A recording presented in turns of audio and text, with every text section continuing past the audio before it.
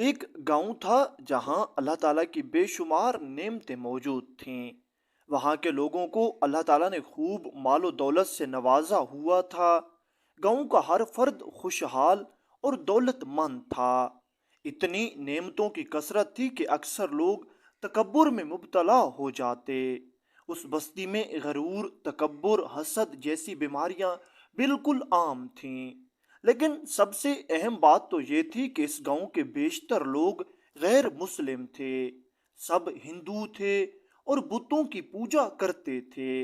صرف چند گھروں میں مسلمان رہتے، باقی سب کافر تھے۔ دولت کی ریل پیل دیکھ کر وہ ہندو اپنی شان و شوکت پر بڑا غرور کرتے۔ ان کے پاس روپے پیسے کی کمی نہیں تھی۔ کھیتیاں سرسبز تھیں، نہریں بہتی تھیں، باغات لگے ہوئے تھے اور ہر طرف خوشحالی نظر آتی تھی۔ دوسری طرف مسلمانوں کے چند گھر تھے جو بہت غریب تھے۔ ان کے لیے 2 وقت کی روٹی کا بندوبست بھی بہت مشکل سے ہوتا۔ اس گاؤں کا ایک سردار تھا جو پنڈت کہلاتا تھا۔ وہ نہ صرف ہندو تھا بلکہ کالے جادو میں ماہر تھا۔ سب لوگ جانتے تھے کہ اس کا کالا جادو کسی کو بھی نقصان پہنچا سکتا ہے، اس لیے سب خصوصاً مسلمان اس سے ڈرتے تھے۔ دن گزرتے گئے اور اسی پنڈت کے گھر میں ایک بیٹی پیدا ہوئی۔ چونکہ باپ کالے جادو میں ماہر تھا، اس لیے اس نے اپنی بیٹی کو بھی بچپن ہی سے یہ فن سکھانا شروع کر دیا۔ لڑکی نے دلچسپی کے ساتھ جادو سیکھا اور جوانی میں پہنچتے پہنچتے اپنے باپ سے بھی زیادہ ماہر ہو گئی۔ پہلے تو لوگ صرف اس پنڈت سے ڈرتے تھے، لیکن اب مسلمانوں کے لیے ایک نئی مصیبت کھڑی ہو گئی۔ اس کی بیٹی نہ صرف کالے جادو میں باپ سے آگے نکل گئی تھی بلکہ مسلمانوں سے زیادہ نفرت کرتی۔ وہ اپنے جادو سے مسلمانوں کو جانور بنا دیتی اور پھر انہیں غلام بنا کر اپنے گھر کے کام پر لگاتی۔ اگر کوئی مسلمان اس کا حکم نہ مانتا تو فوراً اس پر کالا عمل کر کے بندر یا کسی اور جانور میں بدل دیتی۔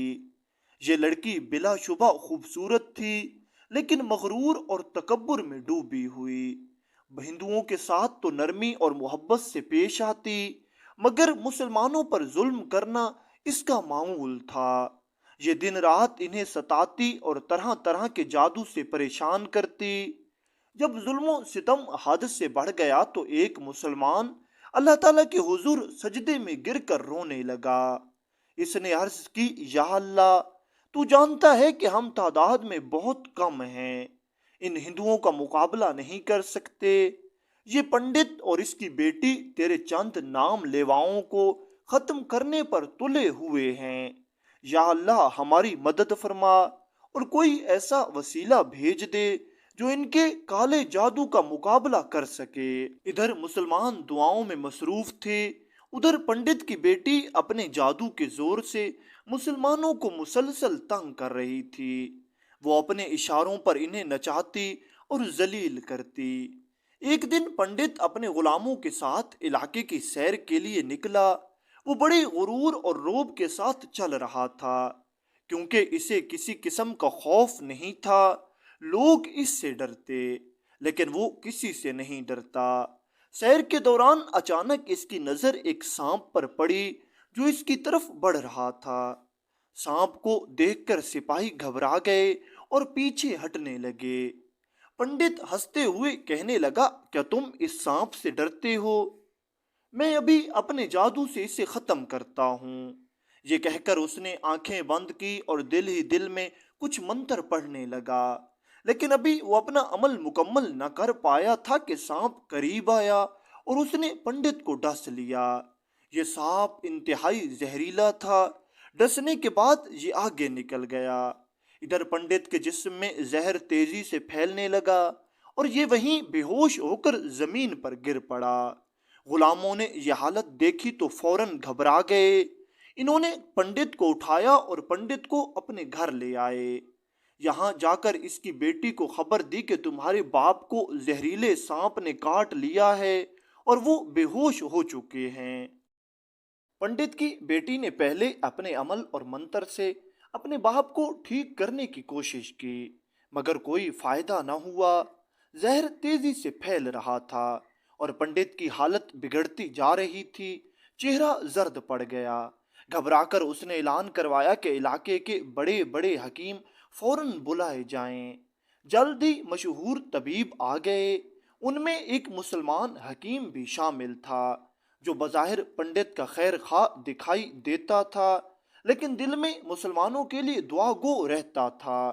وہ جانتا تھا کہ کھلم کھلا مخالفت کی تو پنڈت اسے اور باقی مسلمانوں کو سخت جانی نقصان پہنچائے گا، اس لیے وہ محتاط رہتا تھا۔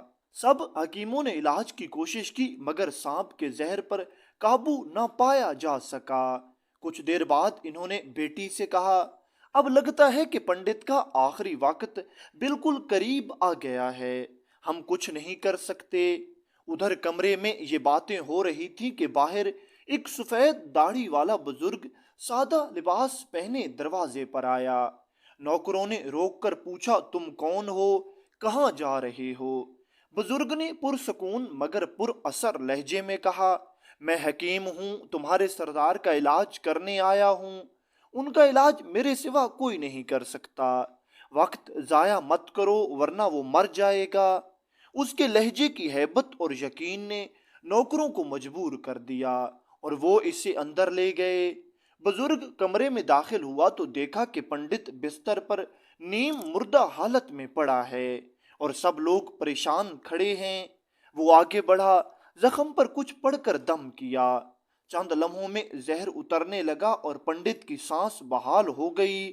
تھوڑی دیر میں وہ مکمل صحت یاب ہو کر بیٹھ گیا۔ یہ منظر دیکھ کر سب حکیم حیران تھے۔ بیٹی نے باپ کو بتایا کہ کس طرح سب حکیم ناکام ہو گئے تھے اور یہ بزرگ آئے اور فوراً سے علاج کر دیا۔ پنڈت جو خود بہت بڑا جادوگر تھا، اس نے سمجھا کہ یہ کوئی عظیم جادوگر ہے جس نے اپنے علم سے اس کا زہر نکال دیا۔ وہ فوراً اس بزرگ کو دیکھنے کے لیے اپنے کمرے سے باہر آیا۔ باہر دیکھا تو بزرگ سجدے میں گر کر اللہ کا شکر ادا کر رہے تھے۔ سب کو یقین ہو گیا کہ یہ جادوگر نہیں بلکہ اللہ کا ولی اور مسلمان ہے۔ پنڈت نے دل ہی دل میں سوچا کہ اس سے دشمنی تباہی لائے گی۔ پھر وہ آگے بڑھا اور شکریہ ادا کرتے ہوئے بولا، آپ نے ہماری جان بچائی ہے، ہم چاہتے ہیں کہ آپ کو انعام دیں۔ یہ اعلیٰ نسل کا گھوڑا ہمارے خاندان کی نشانی ہے، پورے علاقے میں اس جیسا دوسرا گھوڑا نہیں، میں چاہتا ہوں کہ یہ میں آپ کو پیش کروں۔ بزرگ مسکرا کر بولے، گھوڑا تو دے رہے ہو لیکن اس کی خدمت کون کرے گا، چارہ کون کاٹے گا اور خیال کون رکھے گا؟ پنڈت نے جواب دیا، آپ فکر نہ کریں، گھوڑے کی خدمت کے لیے گھوڑے کے ساتھ ساتھ آپ کو ملازم بھی دیے جائیں گے۔ درویش پھر کہنے لگا، اچھا گھوڑا لے کر میں اکیلا کہاں جاؤں گا؟ پنڈت کہنے لگا، ہم تمہارے لیے ایک عالی شان محل بھی بنائیں گے اور یاد رکھو کہ تمہارا اکیلا پن دور کرنے کے لیے اپنی نوجوان بیٹی کی شادی بھی تم سے کر دیں گے، لیکن ہماری ایک ہی شرط ہے، تمہیں اپنا دین چھوڑنا ہوگا اور ہندو بننا ہوگا، اور جو علم تمہارے پاس ہے وہ مجھے بھی سکھانا ہوگا۔ ابھی تک پنڈت یہ سوچ رہا تھا کہ درویش کوئی جادوگر ہے، مگر درویش نے بڑے سکون سے کہا، جان لو میرے پاس کوئی جادو نہیں، میں تو صرف اللہ کا عاجز بندہ ہوں، تم سب بھی اسی کے بندے ہو لیکن راہ حق سے بھٹکے ہوئے ہو۔ تمہارے پنڈت پر میں نے جو دم کیا وہ میرے علم کا نہیں بلکہ اس اللہ کی قدرت کا نتیجہ ہے جو ہر چیز پر مکمل قادر ہے۔ پھر درویش مسکرا کر کہنے لگا، تم گھوڑا، ملازم، محل اور شادی سب کچھ دینا چاہتے ہو، لیکن سوچو اگر میں تمہاری بیٹی سے شادی کر کے بچوں کا باپ بنوں اور کل کو میرا بچہ مر گیا تو مجھے یہ بتاؤ کہ رونا کس کو پڑے گا؟ پنڈت تھوڑی دیر سوچ کر کہنے لگا، یقیناً ہم سب کو دکھ ہوگا، پوری بستی آپ کے دکھ میں شریک ہوگی، لیکن سب سے زیادہ افسوس آپ کو ہوگا، سب سے زیادہ تکلیف آپ کو ہوگی۔ درویش نے فرمایا، تو پھر ایسی عیش و عشرت کا کیا فائدہ جو آخر کار رونے پر ختم ہو؟ میں اپنے دین پر خوش ہوں، تمہاری دنیاوی آسائشوں کی مجھے قطعاً ضرورت نہیں۔ میں یہاں صرف ایک مقصد کے لیے آیا ہوں، اور وہ یہ کہ اس علاقے کے مسلمانوں کو تمہارے ظلم سے نجات دلا سکوں۔ یہ سن کر پنڈت کہنے لگا، جانتے ہو میری بیٹی جادوگرنی ہے اور یہ انسانوں کو جانور بنا دیتی ہے۔ بہتر ہے ہماری بات مان لو، ورنہ انجام برا ہوگا۔ درویش کہنے لگا، تمہاری بیٹی کمزوروں پر جادو کرتی ہے، ذرا مجھ پر جادو کرے۔